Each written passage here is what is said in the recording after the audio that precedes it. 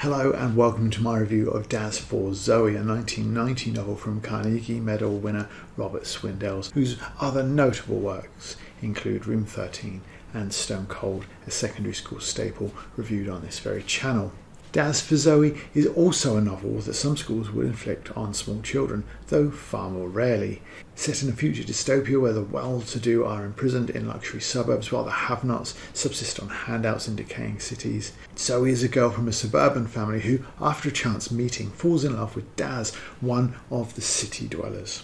And here is everybody's favourite part of the review, the lobster-mandated warning that even if you choose to skip this part of the review, the plot summary, I make no promises that the rest of the review is spoiler-free either. All hail the lobsters, our future overlords. After a politically charged call to action from the author in the prologue, the book is in turn narrated by Zoe and Daz, both in the first person. Zoe is a quiet girl from a subby, as in suburban family, and she is invited on a secret night out by some acquaintances that she wants to turn into friends. They intend to go to a nightclub in the city, an activity called chipping, because the local city folk are nicknamed chippies. However, one of their gang is an obnoxious idiot, and the chippies themselves are prone to violence in those circumstances, and plenty of others apparently. Some subbies have been killed on similar trips. Daz is in the same club to meet Cal, the head of a gang called Dreads, whose main goal is killing subbies. However, Daz wins new friends and makes a lot of enemies when he ushers Zoe and co from the club just as the violence is simmering over. The two instantly fall in love, and after a little pining, try and work a way to meet each other, even though they're forbidden from contacting across the borders of the two worlds. Zoe confides in the one person she really trusts, Grandma, that is, actually her mother's grandma, and she is nearly thrown out of school when she defends the chippies from being mocked in a classroom. Meanwhile, Daz is making plans to break into the Silverdale suburb, even though he doesn't know for sure that that's the one she lives in. He travels through a sewer and bingo, she's right there. Their reunion is interrupted by the arrival of the suburb's guards and both flee. They smuggle messages back and forth using the bin men, who are some of the few chippies who are allowed in the burbs. Then the local security visits Zoe, warning her about being pro-chippy, and the family reputation is tarnished, leading them to think about moving. She learns that an organisation called FAIR is working for chippy equality, but being suspected of involvement means being banished from the suburbs. Zoe, tired of her family's judgmental attitude and learning that her only friend's family have been banished, breaks out of the burbs and into the city. She finds Daz, who hides her from the locals, the Dreads, and the security manhunt. She manages to get out of his tower block and hides in the city's only and rather run-down school. The security even come there, but after disguising herself as a student, she escapes again. Returning to Daz's tower block is a bad idea, and they're cornered by Dread members, but the security guards Deus Ex Machina the final confrontation. Daz and Zoe leave, heading out into the country where apparently her friend's family, builders by trade, have an enclave for those unwelcome in either part of the divided country. Oh, and Zoe's grandmother is the head of FAIR.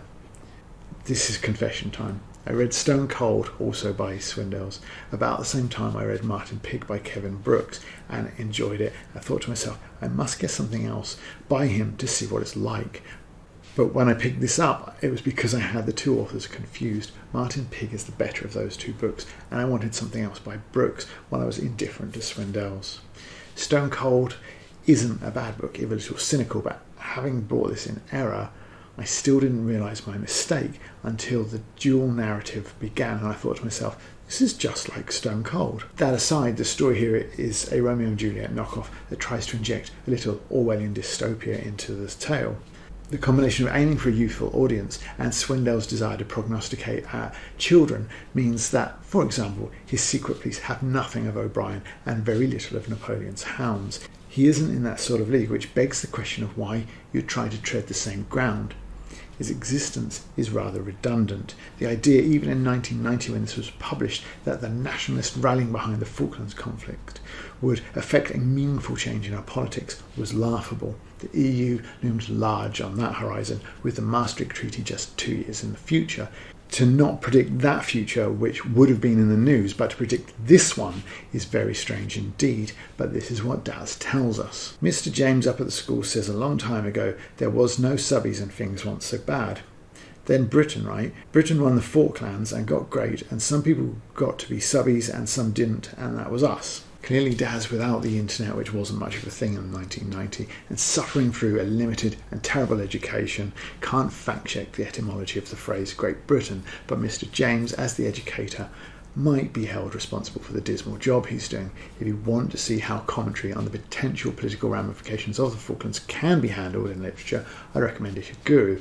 But this is aimed at a different audience. So simplistic is it? I assume it's aimed at people that read and write like Daz, but sadly, even they don't need an introduction like this. This book is fiction, but it could come true, and we wouldn't like it if it did. You'll see what I mean when you read it. It could come true, but it won't if we're all together, all of us. There's no reason why we shouldn't be. The sort of next level sphincter clenching cringe that makes it far more likely to push people apart. But nationalism is bad, take my word for it, because it's in my book. Well, the example of things Swindells wants to rectify that in the 1990s, people were actually warming the trees in winter with heated blankets while there were people genuinely dying of the cold. But the simplicity of this case is rather stupid. Older people with people who care about them around them don't freeze to death. The ones that do, without other complications like dementia or falling in the night, for example, tend to be cut off or alone, and therefore government at any level is unlikely to know about it. However, you could argue that with a little more nationalism, the focusing on issues at home might actually have helped those people. One simplistic argument does not necessarily trump another, but Swindells' politicking, as it is in Stone Cold, is overt enough and simplistic enough to be cynical. I suspect even the children he wishes to militarise with it will be turned off by it. Let's return to this quote and expand it somewhat. I hate subbies, hate them. Mr. James up at the school says a long time ago there was no subbies and things wasn't so bad. Then Britain, right? Britain won the Falklands and got great, and some people got to be subbies and some didn't, and that was us. So what I think is, get rid of the subbies and things will be better. Stands to reason, doesn't it? Daz's narrative is promoted entirely in this idiomatic style. It's hard work to read. Sometimes the word substitutions make it hard to actually work out what he's saying. And Swindells definitely knows this, so any lengthy scene is related by Zoe instead, whose style is much more traditional. But have a look at the very first letter, because hereafter Daz uses a lowercase I to refer to himself even at the start of sentences. What's interesting is that Daz consciously has to cede the narrative to Zoe for it to make tolerable reading. This is Swindells' choice. So in his book that is allegorical for marginalising the voices of lower classes, he is marginalising the voice of the lower class. A book that fancies itself as Orwellian is guilty of doublethink. Prior to the explosion of text messaging, Daz is also substituting numbers for letters. And even if there were mobiles, he would not be able to afford one. I wasn't a teacher of Daz's age group for very long, but even amongst dyslexics and other people really struggling with their literacy, I didn't see this. Where I did see it occasionally, it was generally from young children with phones. And if you're writing phonetically, why would you get this? After Zoe meets Daz, Swindells cleverly starts to mix all sorts of typing errors into her narrative. The place in darkness, but the door was open. It's the bez I could manage. I could have boogied up and down the roof space playing electric bass. Or perhaps a proofreader had simply lost their will to live, because all the events of the book are consciously being related by Zoe and Daz from a future date looking back. So the changes to her language as a result of meeting Daz would be consistent through the text and not appear as she started writing it down in adulthood. Incidentally, the same thing can be said of Daz, who, transplanted to the homemade utopia where subbies and chippies live in peace and love, still hasn't learnt to read or write. And I know that these are errors, not deliberate, because Zoe still later than this writes like this. We ran through the flash and rattle of small arms fire, a soft target for dread whose concentrated fire forced it to climb away. Can you imagine anyone from Daz's part of the world writing like that? So as much effort as Swindells is putting into these two split narratives, they're both inconsistent and unconvincing for different reasons. The book is the sort of simplistic where Zoe, who looks at the world differently to her peers, has the surname Askew. Wow. Where questioning the bill that partitioned the country is off limits, but the bill is taught in schools. where the organisation seeking to unify the educated and the uneducated calls itself the Fraternal Alliance for Integration Through Reunification, a catchy little title that, rather like Agents of S.H.I.E.L.D., betrays the desperation behind the creator trying to make his acronym spell something relevant as well. Can you imagine Daz's response to the people of Fair coming to his aid? The story relies on ridiculous coincidences and on the access pipe used to cross from Subbyland to Chippyland being usable or not, only when it's convenient to the plot. And finally, chippies are called chippies because chips are the favourite food. But where I'm from, a chippy is a carpenter, a respectable trade. Clearly slang doesn't always travel, and Swindells is a Yorkshireman, so perhaps it doesn't mean the same up there. But you can't build a suburb without a chippy, and they're not likely to build it and then say, now lock me out of it.